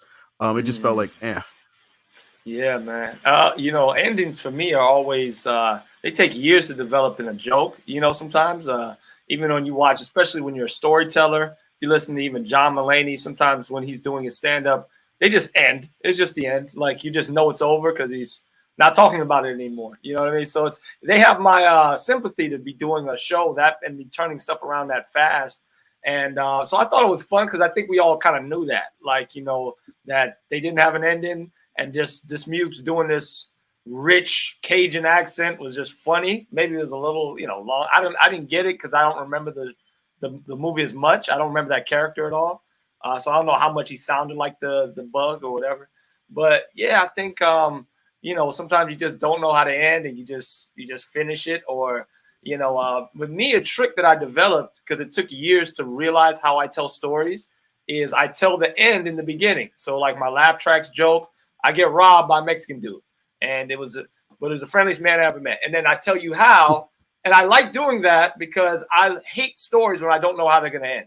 I hate listening to somebody talk to me, and now the audience kind of knows as I'm progressing through how this Mexican guy's robbing me. He's being nice to me. It's like, oh, those are some nice shoes you got on. What size are those? Oh, man. The audience is getting ahead of me, and they're like, oh, yeah, he's going to get robbed. I tell you in the beginning, I just moved to LA, but whatever, and I get robbed by this guy. So it's like, oh, okay, I know how it's going to end, and I realize that's the way that I tell stories. It's a cheat for me But some people don't do it that way. Some people just start telling a story, and then I start checking my watch, like, all right, where we going? You know what I mean? What time we into this? You know, so yeah, man, endings are the worst. Do you black out, brown out? How do you do it, man? What are you saying, man? I don't know. That's a good question, brother. Can I just theorize though? I thought that the ending was a play. I know that Andrew is Cajun, so there was like some connection there. He is. I didn't know that. Dismukes. Yeah, that's like a Some of the people in the chat were talking about that. Yeah, I think he's from New Orleans. If that chat may make you, maybe you can. Or Casey says maybe part of Texas. So let me know, guys, in the chat, whatever you know. But for me, I actually thought he's the from end Texas. of the sketch. Oh, he's from Texas. He said that in the update piece. Yeah, you're right. Our friend Dave Buckman, who's on the show a bunch, he knows Andrew well from Texas as well. So that is true. But yeah. So the thing for me is like what Andrew was saying, like it was kind of like going over my head, but I felt like the part that was the button on the end of the sketch to me, and maybe I'm reading into it too much, was the I can give oral from 5 feet away thing. Where it was like that was like yeah. So. Damn. Yeah, so I thought it was like an example of like the cleanest way to maybe give an example of that. I don't know. Amanda, what do you think about anything else about the sketch? Okay, I thought this sketch has everything that I dislike about SNL sketches. Take Cecily out, take Dismukes out. Why were they there? Why were they there? Even for the reference, I get it, Dismukes, but also then bring him in earlier, make it a cute thing. Also, I think starting a sketch in medias res and not knowing how it ends is what the issue was. Like they didn't know how this was going to end because they started it in the middle of the premise. So, or like it's like also requires the audience to have a little back knowledge about the Princess and the Frog and all of this stuff. I guess that's why Cecily was there, just to explain that part. But that's what it was like. There's too much explaining or assumed knowledge. And again, this is my issue with a lot of Colin Joe's sketch is assumed knowledge, and assumed knowledge from a higher place of smugness. I just think in this case, it just felt very like there was just too much. And I got the central premise, but there wasn't one. It was just like, especially after all the other sketches in this episode were so premise heavy. This one was like, oh, the joke is about somebody went on Wikipedia and found out frogs don't have dicks, and so they decided to make an entire sketch about it. Because that to me is what it was. Yeah. Like it's just that. It's also you didn't have to do the Disney motif if that's the whole premise. You would just make it a fairy tale, etc., etc. Also, there's plenty of other funnier animals that don't have penises. Just saying. Like, do you have an example? Yeah. I was talking out of my head. I was about to be wrong and strong. Look at you. Look at you. I will own up to when I'm wrong. Or when I'm really talking with my chest. I was really excited to learn. I was like, oh, snap. Like what? Hold on. Yeah. I'm Googling really fast. Birds, sharks, spiders, cave insects. Damn. Look at you. Girl, look at you with that Zoo Books knowledge on you. Okay. Okay, apparently most birds. So ducks do, most birds, but chickens do not. Okay, so, I love fun fact. All right, so next, look for the princess and the chicken next week on SNL. Honestly, if Disney did it, it'd be so racist, like with the black princess. It would be buttermilk jokes. It'd be horrible. Yeah. I know. I definitely will watch it. I can't even lie. I definitely will watch that. John, I see we're learning. I'm just educating the masses. Birds. Yes, for sure. Okay, let's talk about anything else from the episode that we want to make sure we cover. TJ, is there anything else, any other sketches, any other moments for the night that you want to make sure we talk about? Can I just say I didn't like something? Yeah, of course. Yeah, but why? Tell me why. I didn't like the Dan Bulldozer thing. Like when I watched it live, the only note I wrote was whack, and I put a picture of Hannibal Buress. But like then I learned that it's based on like a real dude from Instagram named Dan Bilzerian. Yes, yeah. I had no idea. He's a poker player. Yeah, I had no idea who he was, but I looked him up, and like his pictures is all like ass and like it's a lot of pretty pictures and stuff traveling, and like I get it, you're rich and you're hot, cool. But like I just did like a whole deep dive on this guy, like when I looked it up, but like it didn't play for me well when I learned who it was. But like Kyle's voice was weird, and also why is Kyle moving his hands in every sketch that he's ever. It is the equivalency of when Jimmy Fallon laughs. Kyle moves his arms in a way. Y'all know exactly what I'm talking about too. The way, like, you know, Kyle, like, he moves his arms, you know, like he does it in every. He does it in his new Netflix show too. I mean, Kyle's great. He's been on the show for a very long time, so I'm not at all, you know, insulting his like ability as a comedian. I just hated this. I didn't enjoy it. I hated it. That didn't mean it was bad. It just mean it didn't play for me. I love. I for some reason I'm with Casey. I didn't like the character, but I like when a. Oh no! Somebody I was looking at the comments. In the chat. Oh. In the chat. But no, man, I was like, you know what? I can sympathize with somebody when they're bombing. So when he was bombing, like if you hear the audience, they didn't. I think it was the voice thing, right? The voice thing. Yeah. It's a very hard octave to hit punchlines in, because I think you're like, what? And by the time you kind of get what's happening, you're already used to not laughing at him, and you don't like the character that he's playing. But then for some reason, the person shines through. Like, I'm trying to play this douchey guy, and I'm trying to do this voice, but I can't.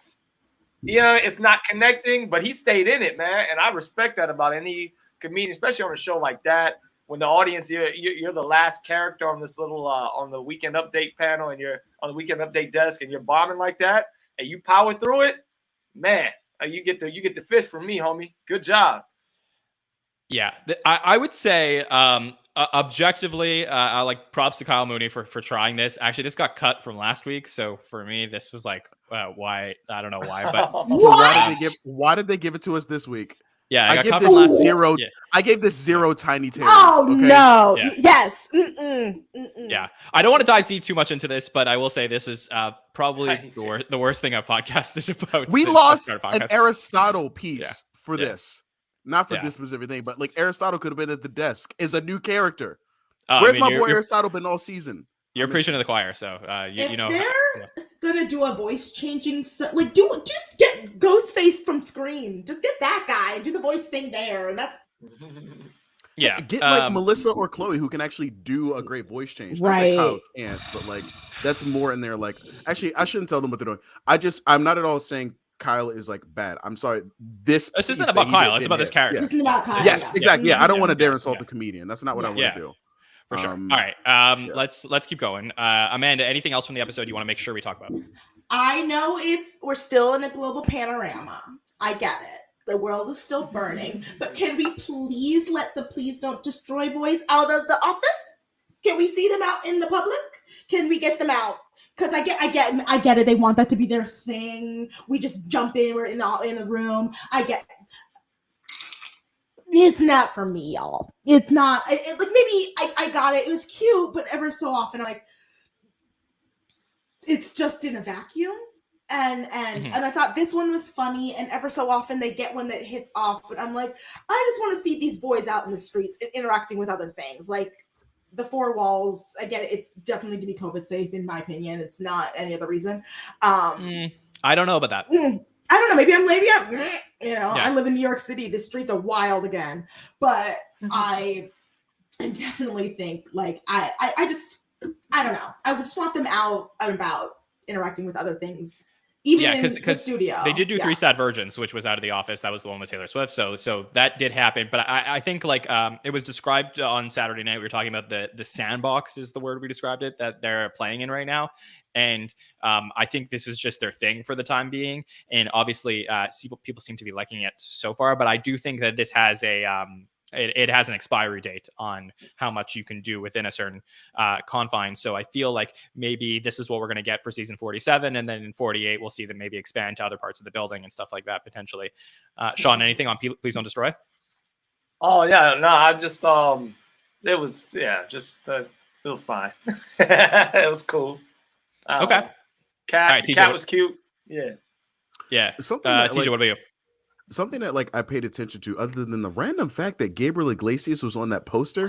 I love Gabriel Iglesias. Is one of my first, was like my first like favorite comic of all time. So really random. I was like, why is he here? But other than that, it was really interesting. Do you guys hear? They're getting Lonely Island level fanfare. Like fanfare, the Lonely Island got like after they did the I Just Had Sex video, like that like level of fanfare. They're getting that in their first season, which I think is kind of incredible. When the Please Don't Destroy video comes up, like we hear the audience the audience cheer. Look at me, I need to drink some water.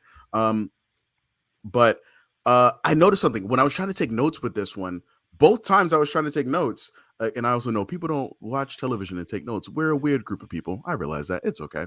But like as I was doing it, I realized this was one of the first sketches in a while where I couldn't take my eyes off the screen, and not like in a it was like so much is happening. It's so quick. Like if I took my eyes away for a second, I was gonna miss like the way that this was cut. It was cut like faster than like a TikTok. Like it was like so quick that like the way that it was just like stitched together. So visually it was very like, oh, you have to be paying attention to this because like everything they're doing isn't something they're going to be saying. So I couldn't necessarily like look away from it. I thought it was fun. I thought it was one of their more mid sketches, but like these boys have done some solid work in not even one season. So if they have work that's mid, it's still stuff that I'm going to rewatch if I'm like on a YouTube playlist while I'm working.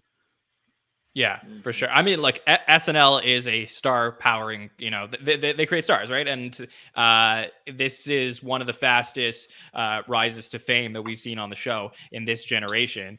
And it's really fascinating to watch, especially from the perspective of just evaluating the crowd noise as soon as a Please Don't Destroy video comes on the screen. And just to see that cheer, it was like the recognition. I'm obviously helped by the fact that, like I said, they were in one of the most legendary sketches of this era of the show, being involved somewhat with the Five Timers Club a couple weeks ago. So I think that, for me, there's a lot more to explore here. And I definitely think I enjoyed this one as well. Sean, anything else on the rundown that you want to make sure we cover? Can I say one last thing about the PDD? Yeah, you go ahead, TJ. Yeah, there was something I remember saying earlier in our coverage of the season, which is, I think I said that the guys need to start involving the host more so their sketches are less likely to get cut, like the Rami sketch that they did with the treats. And they've been doing that lately. And if you notice it in their stuff, it's like getting in, like it's getting more airtime. So I think that's really cool. Yeah. It's not just on the internet. Yeah. For sure. Sorry, Sean. No. Yeah. No, I think I got everything that I wanted to talk about for sure, man. Okay. Yeah. All right, great. So does anyone have any thoughts on the word search? I know we covered a little bit about the mom hole stuff, but anyone have anything on that at all? Nah. There are two words from this episode, and if I ever hear them again, I'm gonna lose my Amanda. Don't you? If I ever hear the words muñeño or the word mom hole ever again in my life, it'll have been too much. Mom hole? I brought that on myself. This was a waste of Aristotle. One more time, Jonathan. Thank you. Yeah.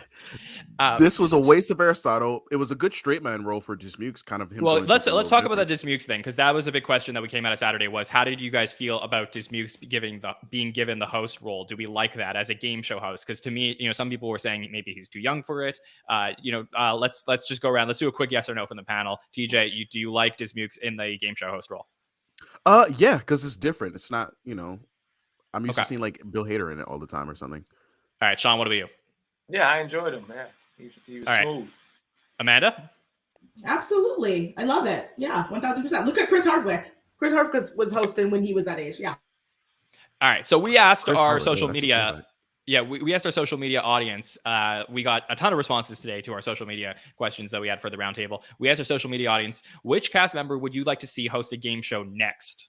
Okay. Can I go around the panel and get some guesses? Sean, you got somebody for me out of any cast member there? Who do you want to see host a game show next? Punky. I hope they said Punky. Okay. Amanda? I just like Punky. Amanda, what do you think? Skip me now. I got to think about it. Hold on. Okay, TJ, go ahead. Who do I think the audience said, or who do I think should? You can give me both if you want. I think the audience. No, I got to think like the audience. I'm having trouble. I was going to say like maybe Chris Redd, and then somebody I think would be interesting to see would be Sarah Sherman. Okay, interesting. Amanda, go ahead. I think they said Kyle. But in my dream world, Aristotle seems to be built. Oh, yes. Yes. Yeah. That would be fun. Okay, so I brought that up on screen, and Sarah Sherman, yeah, that was the choice from the audience. About 20% of our audience said that they would like to see Sarah host a game show next. Second is Kate McKinnon. I guess we don't typically see her in the game show host role. Bowen Yang is in third. So Kate was at 10.42%, Bowen Yang at 8.33%. Pete Davidson, Skeet at 6.25%. Don't do that to him. Yeah. And then, His legal name. Okay, sorry. His government name. His government name is Pete Davidson by Ariana Grande, by the way. Got it. And then Michael Che came in with 4.17% of the vote, just making the cut there. On Instagram specifically, Sarah Sherman had about 1/3 of the audience vote for wanting to see her host a game show. So her star is definitely rising right now. Really exciting to see that. Okay, let's take some other audience polls that we had tonight. And so the question we wanted to know was, which episode of these three, the one that we just had, the John Mulaney, Oscar Isaac, and Zoë Kravitz, was your favorite? So I'll get maybe TJ, I'll get your answer and what you think the audience said as well. Oh, if I know this audience, they're gonna say Mulaney, but there's a chance Oscar could pull out, but like it's probably Mulaney if it's again like an audience. Okay, Amanda, what about you? Yeah, it's Mulaney. You know, it's a 5-timer. It's not even a question. Like, come on, why are we doing this, John? Come on now. Come on. Okay, well, I'm curious. I'm curious what the audience said. Sean, you agree? Yeah, I agree, Mulaney. All right. Yeah, you guys are definitely right about that. So we did. Ask, of course we are. Like, yeah. Yeah, we did ask that. Which episode? We ain't never been wrong. Yes, John Mulaney was given the 54.78% of the vote. On Twitter, even 62%. Oscar Isaac was about 27.61% in second place. Zoë Kravitz comes in at 17.61% of the vote. Before we move on from this episode specifically, I do want to make mention of Rosalia. I also thought Rosalia was really, really great on this episode as well. We don't do too much music talk on this, but I just felt like she was fantastic. I'm not, so in it with all the Latin music all the time, but I did really enjoy her stuff, and I thought she has a great voice. So cool to see her on the show. Yeah, she was great. I really want to know like where that duvet she was wearing in the second performance, where it got. Like, I need to go like shopping. I have a blanket jacket. I can send you a link. Hey. Yeah, I was like, I need to go like shopping. Did she get that at IKEA or something? Because it looked all my coats this season are blankets. I was upset that The Weeknd didn't come out when she did her performance of La Fama. Is it La Fama? Like, yeah, that's a song she did with The Weeknd, and I was like, oh, is The Weeknd gonna come out? And I was really sad that he didn't. Yeah, that would have been cool. Okay, a couple more of these that we did today on social media.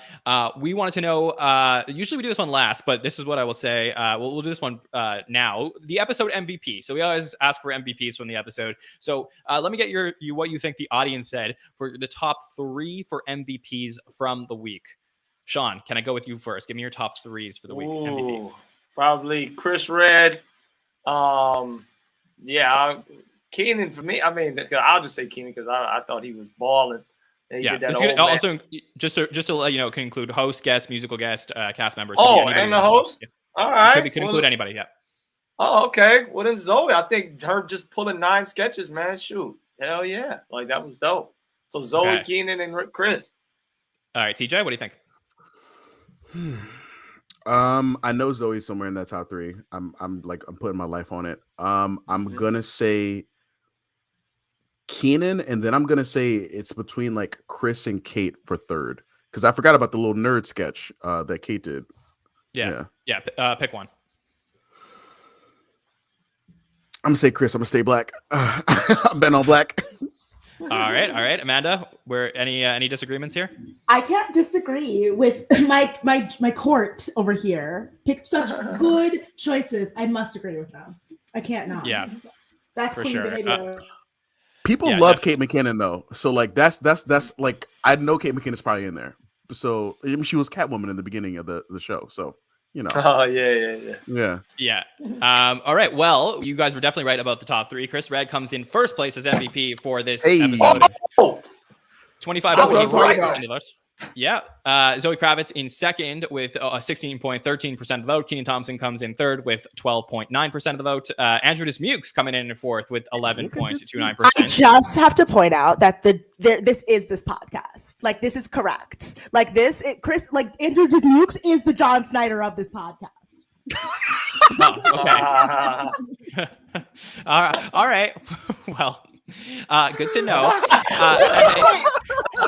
He's more the Colin Jost, or he's more the Lorne. Oh yeah. By the way, can I just say, like the president of NBC? Come on. Can I just say, I forgot to mention it, but this joke from Colin Jost this week was really got me. Seen here waving COVID into the club. About Ron DeSantis. I mean, that was a great joke. That was a really good. Yeah, that was good. Yeah, I forgot to mention. I love the Colin Jost, the first joke too. That would crack. Yeah, that was a great joke too.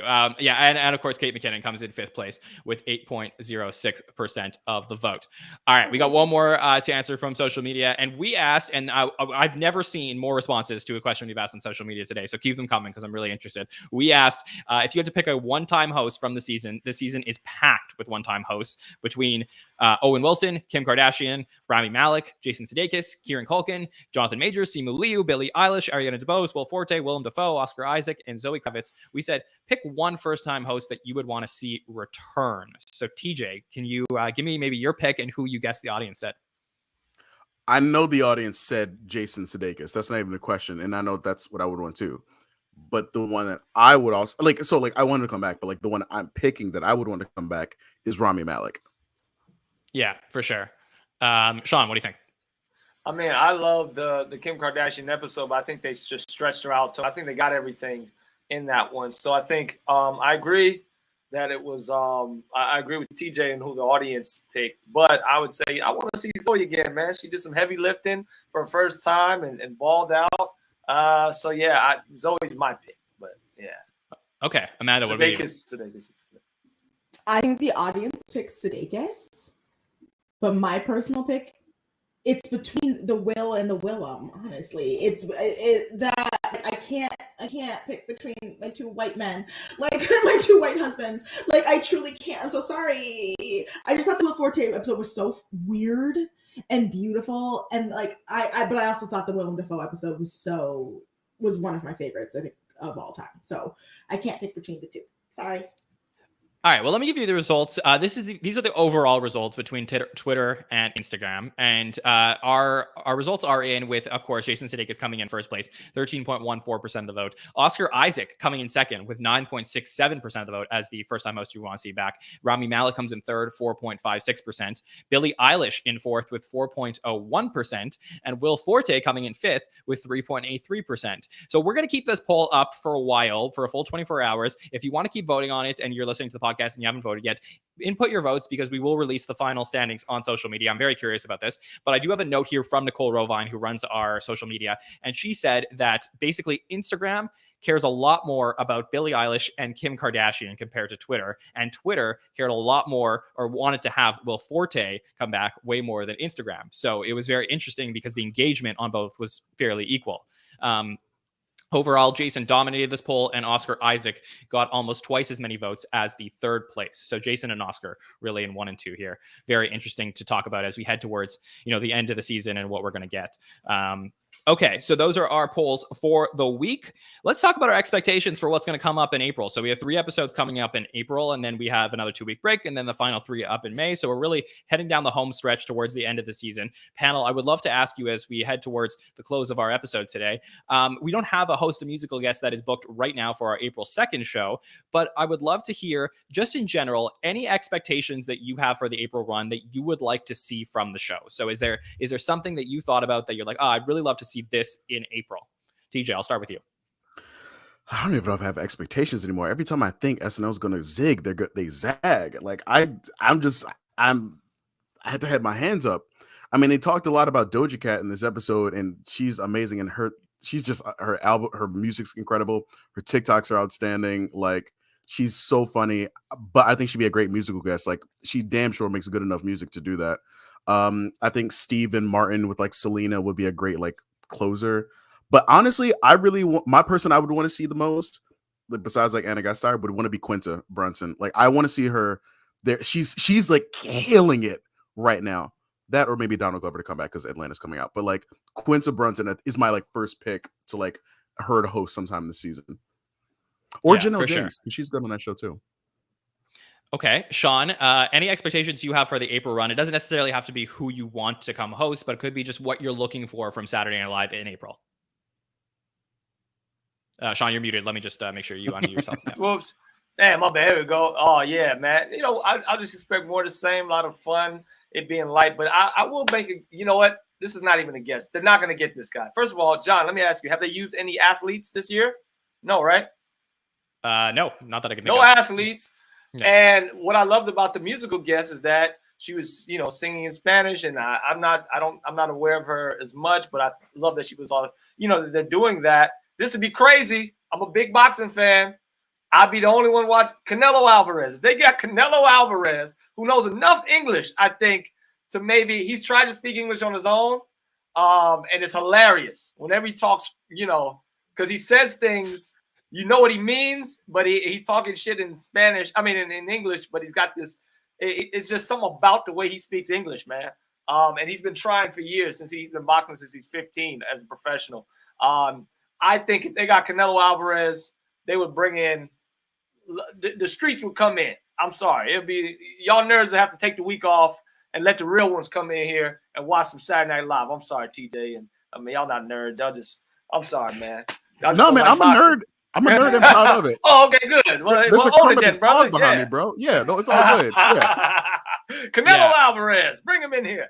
That'd be cool. They definitely have had no UFC fighters on the show. Oh, they had Ronda Rousey at the show before, so that would be one that I would say would be a similar comparison. But the other ones would be more in the wrestling category when you talk about people like John Cena and obviously The Rock. Those people have been at the show before, so could be an interesting audience to tap into down the road. That'd be interesting. Amanda, any expectations for the April run? April is always such a weird month for SNL because it's kind of like the in-betweens, you know, like it's like, and so I think we're going to see a lot more people from TV getting pulled to host the show. I mean, again, we've gotten a lot of New York-based celebrities. If you haven't noticed, it's in the common thread that I've seen, or people who happen to be in New York at that time, you know, conveniently, because Kim hosted SNL right around Fashion Week. Guys didn't realize that correlation. It was anyway. So I deeply. I mean, I would love to see Amanda Seyfried because of The Dropout. I think she would be a great first timer. I think she would bring in the audience. I think she would be fantastic. I absolutely think that because Top Gun is coming out, we are going to see the return of Jon Hamm after a very long time to the show, and I think people would be welcoming that. I hope we get more. I just hope we get this. As I said, I don't love it when the show gets very online, but I hope when they do, they let the young people take the reins and they make the references and all of that stuff, because I feel like sometimes when they let it be very online, it's very like, look at the stupid thing that the young people are doing on the internet. Isn't it hilarious? And I in general, I just think that April is just always the time when they kind of just like mess around a little bit and have a little more fun in general for the show. So yeah. Yeah, for sure. I think that I agree with everything you're saying. I think that the April run will be really fun. I think that what I look for definitely is the fact that, you know, at the beginning of this run, we found out that we got 3 additional new writers on the show, in addition to the 10 new writers that were hired at the beginning of the year. I'd love to see those writers get more opportunities to continue to write sketches, to see who they're writing for, who they're being partnered with. If you didn't listen to our patron feedback show from last week, we talked a lot about, we did some like alliance talk where we talked about which cast members are really writing with which writers at this point, and that's like, you know, a really fun thing to look at this time of the year as we start to predict who's going to have a big year next year in season 48. We'll talk about, you know, which writers are connecting and clicking with some of the newer cast members on the show. So I think that's something I'm going to continue to watch for in April as we look forward to the new host announcements coming up. Okay, let's talk about what's coming up here at the SNL Network. And obviously, we had a wonderful week of shows. We had some really fun stuff between Mulaney, Isaac, and Kravitz. All of the hot take shows, the roundtables, the patron feedback shows were just straight fire. So I really appreciate all of you checking out all those shows, and especially the show tonight with just a really great panel. This Wednesday, make sure to join us for a patron feedback show. We have 2 patrons coming back. We have Brendan and Ike coming on the show with us. They're going to be answering your SNL questions. We will have a form out on social media tomorrow. If you want to send in your questions for the show, we will make sure to get to them on Wednesday. So those will be out on Tuesday afternoon on Twitter and in our Instagram stories. We're also going to talk about what's happening in SNL social media. On Monday, March 21st, we'll be back with our By the Numbers show. That By the Numbers show is really fun. In case you are an SNL on-week only person, give it a try. We have Mike Murray, who does just the most fantastic job compiling all the stats about Saturday Night Live. Nicole Rovine will be on that show with us, and we will break down all the numbers between what happens in episode 13 to 15. And of course, we have some other fun shows coming up. I will tease a show that we will be having on March 28th, a week from then. It will be our Superfan Takeover, and for that Superfan Takeover, it is bracket season. March Madness is just about to start, so we will be doing a bracket of all-time SNL catchphrases. And we want you, the listeners, to get involved in putting together those brackets. So stay tuned to our social media later this week. We're going to ask you guys to submit catchphrases from the entire 47-year history of the show, from different characters, different sketches, to submit to be entered into the bracket. And we will break those all down in our Superfan Takeover in 2 weeks' time from today. So a lot of fun stuff coming up as we head towards the beginning of April here at the SNL Network. All right, panel. Thank you for being so nice to me tonight. I appreciate it. Boo! Cancel Jon Schneider. Cancel Jon Schneider. I was so good. Just try not to be canceled. That's all I wanted. He's learning. Exactly. TJ, please tell the listeners where they can reach out to you and listen to your great podcast. Oh, thanks, John. I appreciate that. I have a 15-ish minute podcast called Rabbit Trail. That's RABID. That's available everywhere. Last week we did an episode on like the ups and downs of like church culture. That one was like a longer one. We had my friend Chatney join us this week. Just today we dropped one on personality tests. And John has been on it. We talked about male friendships. Nicole will be joining us for a couple of episodes, actually. Yeah. I think one of them we're going to talk about the best way to use potatoes, and I can't remember the other topic, but Nicole will join us for a little bit, so we'll probably fight. No, but it'll be fine. But you can follow my podcast. We Are Rabbit Trail. Again, that's RABID. We Are Rabbit Trail on Facebook, Instagram, and Twitter. You can follow me, TJ, at King Compliment on Instagram and TikTok. Yeah, let me do and a Sean and Amanda. I'm already following both of you with my podcast on Twitter and Instagram. Hey. Yeah, I'll also make a quick plug for our friend Nicole, who's not on with us today, but I will say she was on the SNL Hall of Fame this week talking about Miley Cyrus with our friend Jamie Dew. So if you wanted to check out that episode is out this week as well. Amanda, thank you so much for joining us tonight. I love the passion, so it's always wonderful to get to talk to you. Please tell listeners where they can reach out to you and hear everything and read everything that you're doing. I will hereby uncancel Jon Schneider for now. Thank you. I appreciate it. Learning. The ice is thin, baby. The ice is it is so thin. Oh, you think birds fly into it. Birds be jumping into the river because they drown in. That's how thin this ice is. But regardless, guys, if you want to follow me on Twitter and Instagram, where I am truly giving this energy 100% of the time, go follow me at Loch Ness Manda, like the scary Scottish monster. If you want to go listen to my podcast about America's Next Top Model, we are in the middle of Australia's Next Top Model. It's called America's Next Top Best Friend. That is on all of the podcast platforms. You can also read my work. I write about beauty and cosmetics and entertainment and skincare, and I interview people that you love on Refinery 29, and go read my beautiful big black beauty package that comes out tomorrow, and I spent a really long time on it. So please go read it. Thanks, guys. Love you. Yes, for sure. And I will say, for anybody who thinks that there's any real problems between Amanda and I, we are best friends, and we love each other. So I would roll over. I would drink concrete for Jon Schneider. I would roll over hot coals. So, yes, if that me to poison myself, I would say, what kind, John? Formaldehyde? Yes. So if that didn't do it for you an hour and 40 minutes into this, you know that there's no love here. So Sean, listening after the plugs come on. I just know Sean, I just have to say, you are one of the hardest working men that I know. Just so thrilled with everything that you're doing, all the shows you're doing. So congrats on all that, and really appreciate you giving us some time to talk about Saturday Night Live this week. Of course, man. Thank you for having me, John. Yeah, guys, if you're gonna want to check out my Don't Tell comedy set, that's up right now from Don't Tell Comedy. They're kind of the people that got me onto the Comedy Central digital. They're the minor league. So if you want to see some really dope new comedians, go check out Don't Tell Comedy online. For me, my live schedule, I'm in Denver this weekend doing some stuff, some theaters for Faded Comedy. Then when we come back, I start the King Batch tour again. It's called Laugh Now, Laugh Later tour. We're in San Diego at the Laugh Factory. And then we're in Liberty Township, Ohio. I'm sure it's just the only club in Liberty Township, Ohio. So wherever they do comedy, come check it out, man. And follow me on Instagram, and you'll know everything. Yes, Sean's Don't Tell comedy jokes, because I follow that line. Some funny stuff. Yeah, man. I like to support people, bro. It's some funny stuff. Seriously. Thank you. Yeah, I appreciate you. For sure. Speaking of appreciation, I appreciate all of you who have been in the chat with us, not only for this show, but for all the shows during this run of Saturday Night Live. I'm really looking forward to what's going to come in the spring. I think it's going to be a lot of fun as we get to finish out the season all together. So you can find me at Jon Schneider 24 on any social platform. Come talk to me about SNL whenever you want. You can follow us at the SNL Network, Facebook, Twitter, Instagram, and TikTok. Make sure to subscribe to the podcast on YouTube, Apple Podcasts, Spotify, or wherever you listen to your podcasts. For TJ, Sean, Amanda, the King, Queen, and Joker, I'm the ace, Jon Schneider. We'll see you next time, everybody.